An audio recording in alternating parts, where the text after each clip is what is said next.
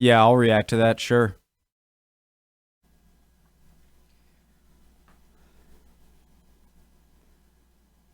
Ugh.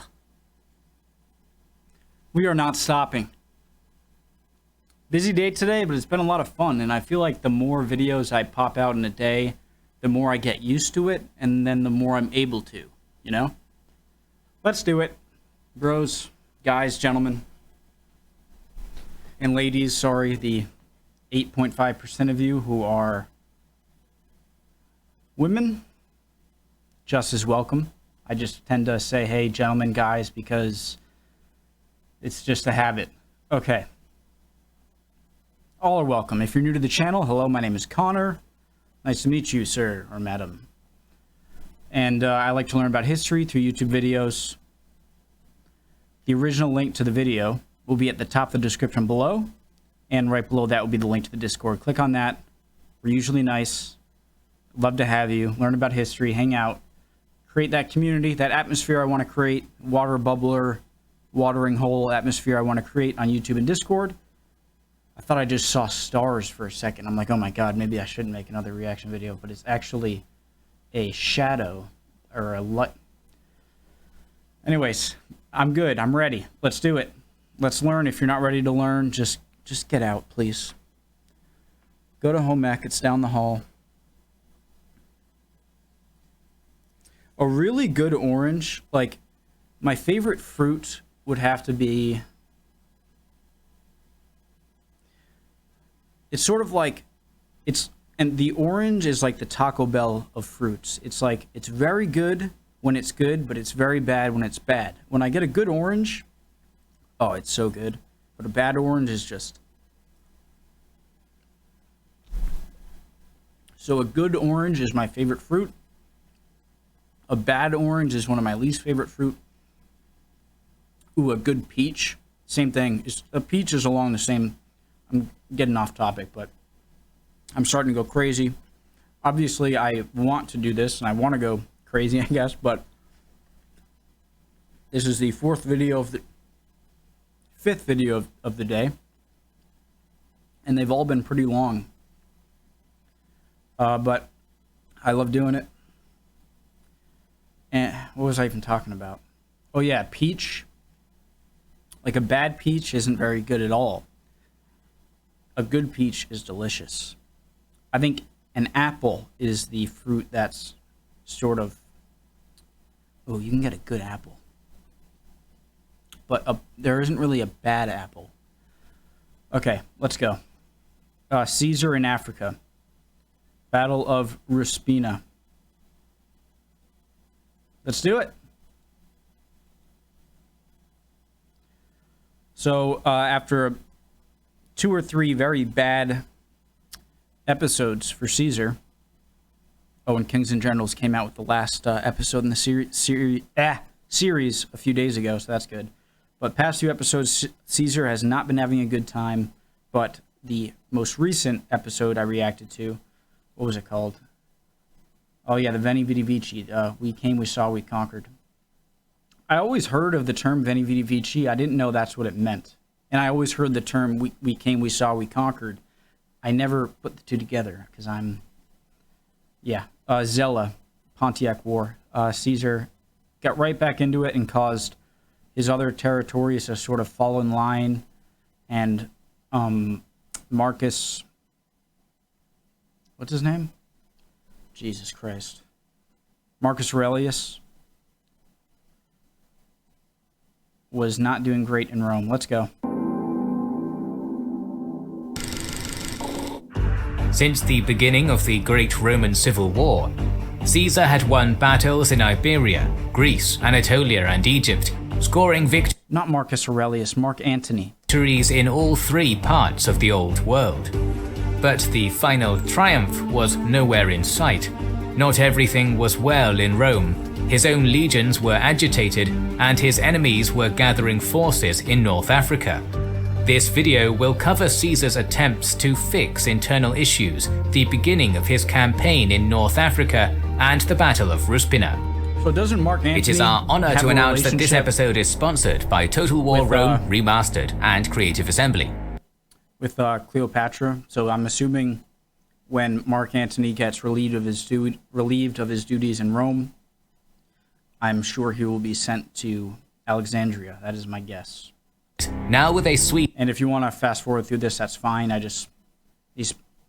These channels do the hard work. Some of you have asked, why am I going through the ads now?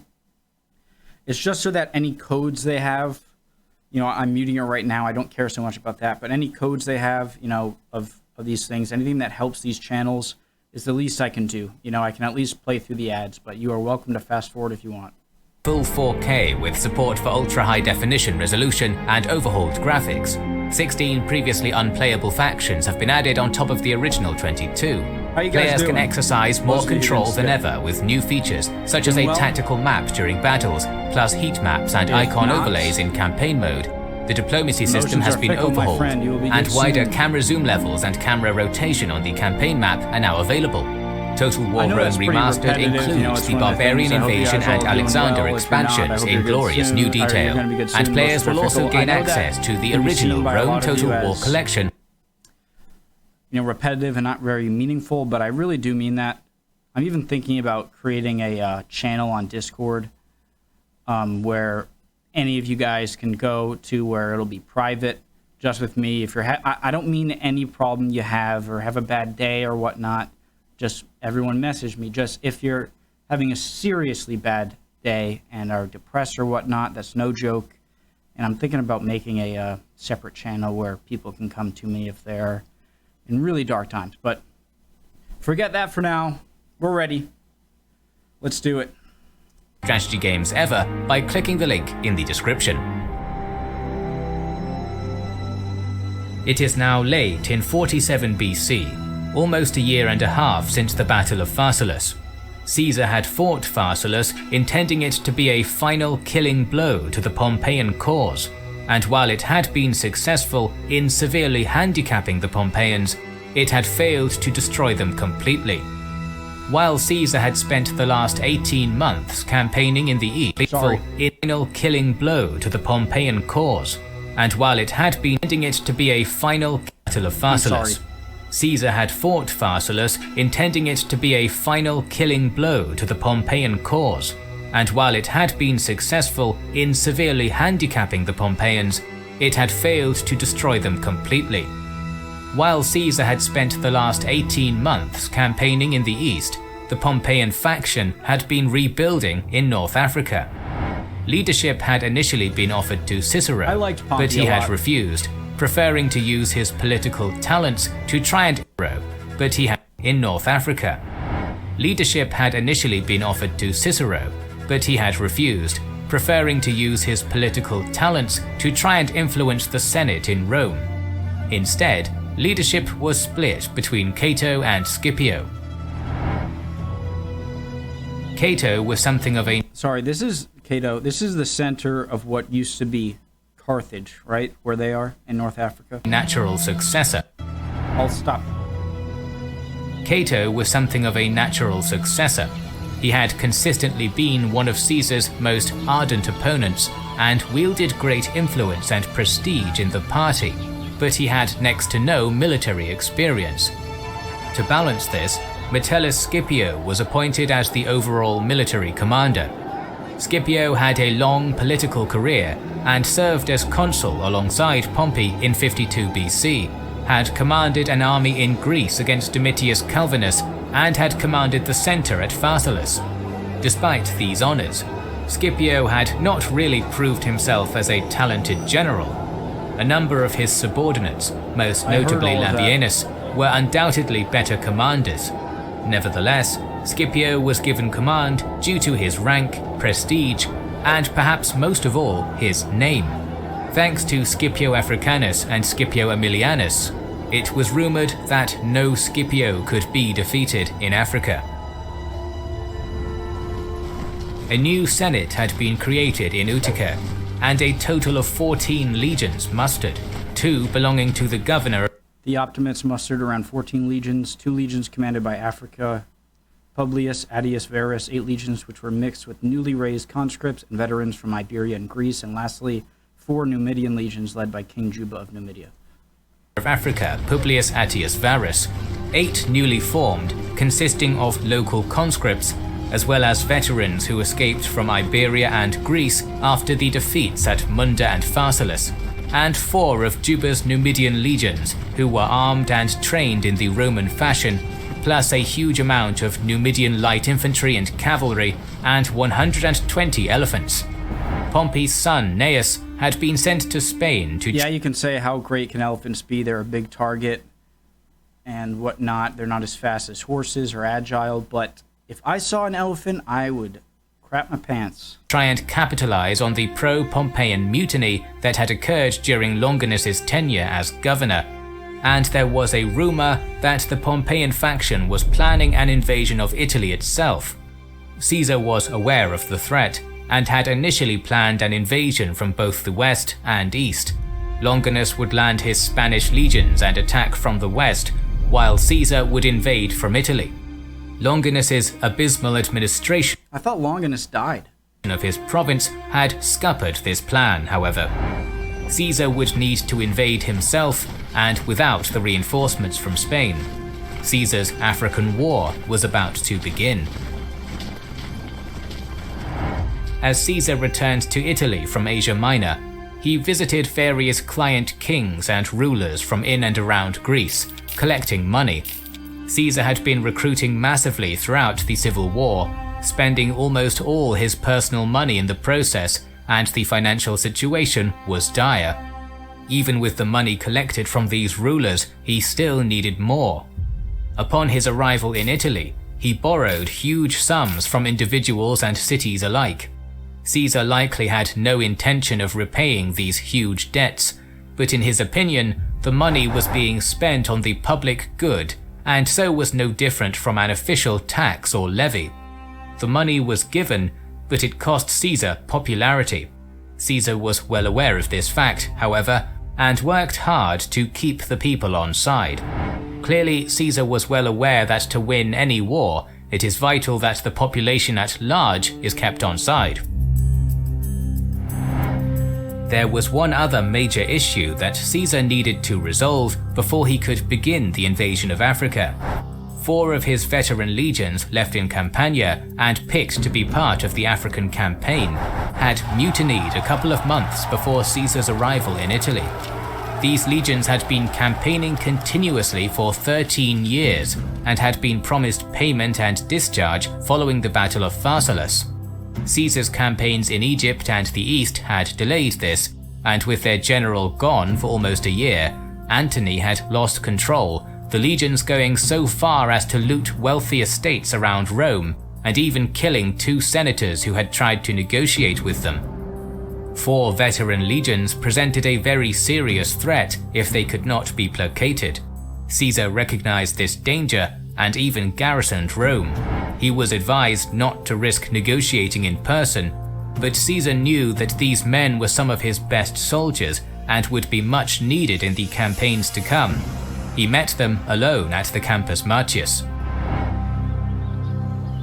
In reality, the legions were attempting to bluff Caesar, hoping that Caesar would not allow them to be discharged, and they would then push for more pay. Caesar called their bluff and disbanded them on the spot. Calling them citizens rather than soldiers, he promised they would all be paid in full and with interest after his conquest of Africa and subsequent triumph with other legions. Caesar continued, allotting the men land from public holdings as well as from his own. Caesar concluded by saying, "I really have no further need of you, yet even so I will pay you the rewards, that no one may say that after using you in danger I later showed myself ungrateful, even though you were unwilling to join my campaign while perfectly strong in body." I really have no further need of you, yet even so I will pay you the rewards, that no one may say that after using you in danger I later showed myself ungrateful. Okay. Body and able to carry through all the wars that remain. The legionaries were stunned. They considered themselves indispensable to Caesar, and was shamed by how readily Caesar would use other legions to finish the war they had helped start, as well as by how generously and quickly he would reward them. For these men, Caesar was everything. They had become wealthy and famous under his leadership. Now they had attempted to blackmail him, had their bluff called, and were being... One sec, guys.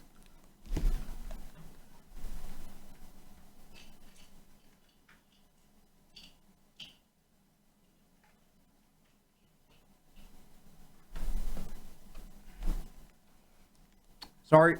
Being put out to pasture.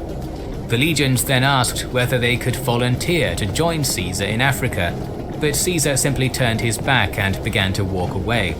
Desperately, the men begged him to stay and re-enlist them. Caesar feigned indifference before agreeing to reinstate all but the 10th Legion. This legion was his favorite, and he made it clear that he was insulted that they in particular had joined the mutiny. Stung by his words, the 10th requested that Caesar decimate the legion, killing 1 in every 10 men as punishment. Caesar decimated... Before, I'm going to go back and hear that, but my respect for Caesar grows. I figured, oh, the 10th Legion must be like the worst one or whatnot, and he's using them as like a way of saying, you know, I didn't bring all of you, but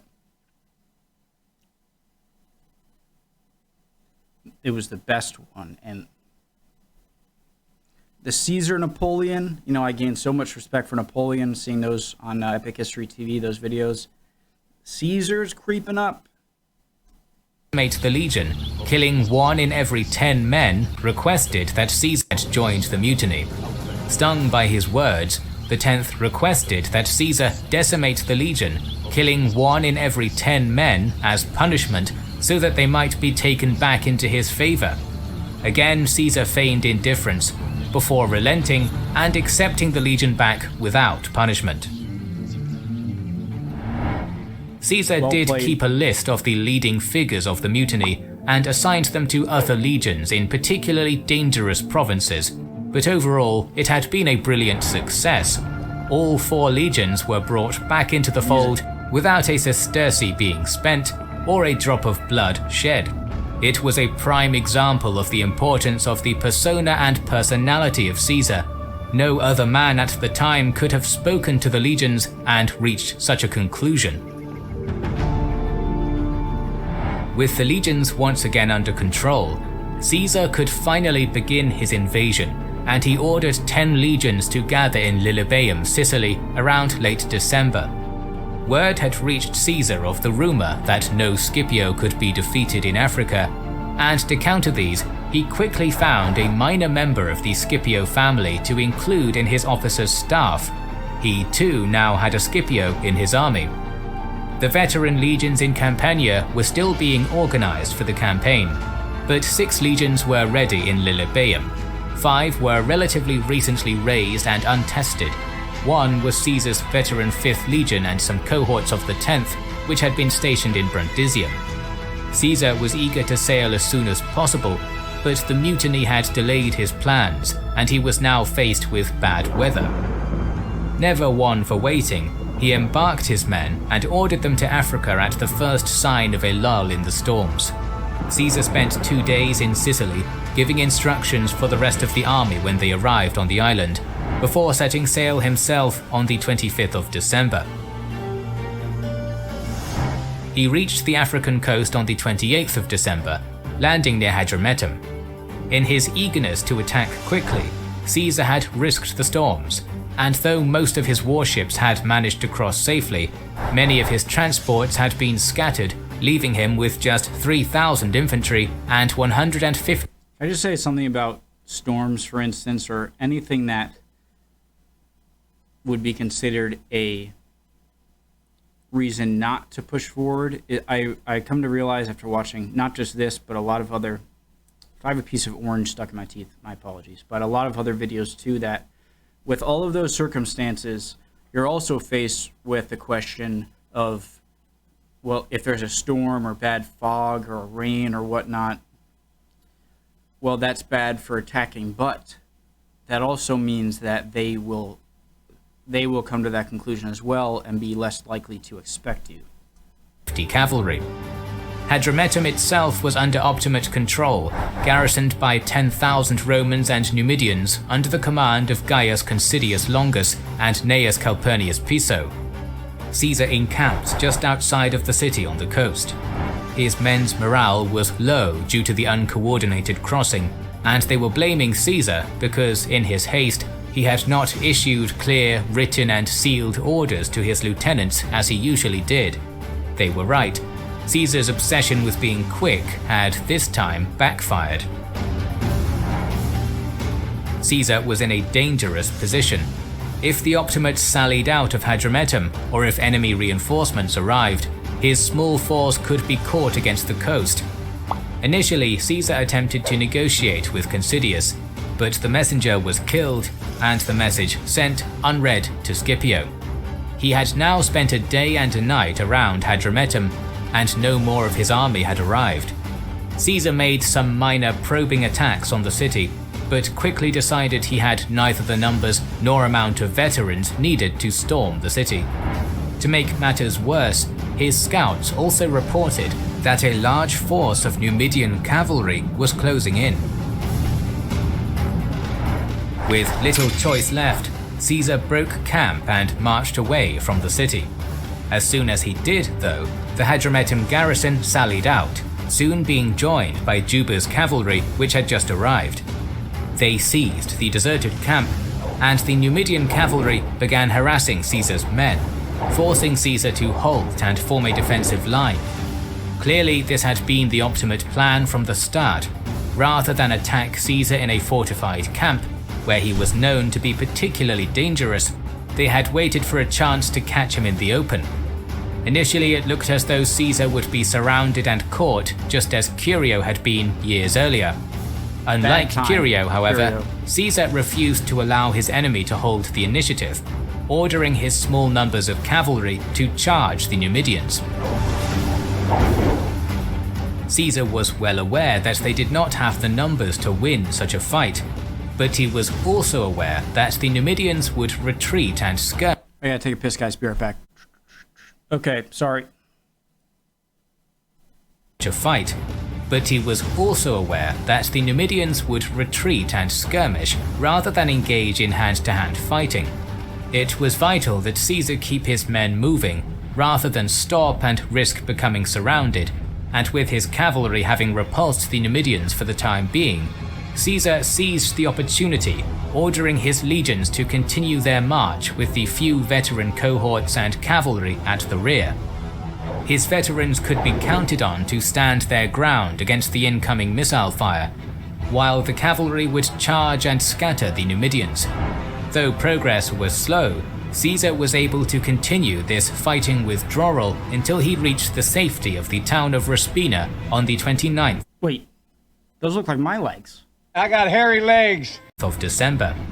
Disaster had been averted, but Caesar was still in a precarious position. He next moved on to the town of Leptis on January 1st, where he was joined by some of his scattered transports. As well as his men being scattered, so too had his supplies. He attempted to forage off the land, but patrolling Numidian cavalry would ambush his men, making the task almost impossible. He sent requests to Sardinia, Sicily and other provinces for more grain, and focused on consolidating his position. He left 6 cohorts in Leptis, 1 legion in Ruspina, and took 7 cohorts of veterans from the 5th and 10th to the harbour, boarding his warships. He did not inform any of his men what his plan was, but his veterans were confident that Caesar would have a winning strategy. In fact, Caesar's plan was to set sail with the veterans to find the rest of his scattered fleet. Caesar had not told his men this, because he was nervous that the garrisons in Ruspina or Leptis might be captured and reveal his plans. Clearly, Caesar was rattled and being cautious. Fortunately, the next day, a large number of the lost transports arrived, bringing much needed numbers. With this larger force, he could now attempt to forage in security. So he didn't end up going on the boat to look for him? With this larger force, he could now attempt to forage in security. He made camp at Ruspina, and then on the 4th of January set out with around 15,000 men, approximately half his total force, to forage for supplies. My eyes are dry. After marching 3 miles from Ruspina, his scouts brought news that the enemy was close and closing in fast. Quickly, Caesar ordered his small contingent of cavalry and archers to join him from Ruspina, while he rode ahead with his bodyguard to confirm the information. In the distance, he saw a huge dust cloud approaching and ordered his men to prepare for battle. Prepare for battle! In total, he would have 15,000 legionaries, 400 cavalry, and 150 archers. The Optimate force facing him was significant. 12,000 of mostly light infantry, 8,000 Numidian cavalry, and 1,600 heavy cavalry, made up of Gallic and Germanic mercenaries, with a smaller force of a further 1,600 Numidian cavalry close by to reinforce. Perhaps the most dangerous aspect of the Optimate army, however, was its commanders.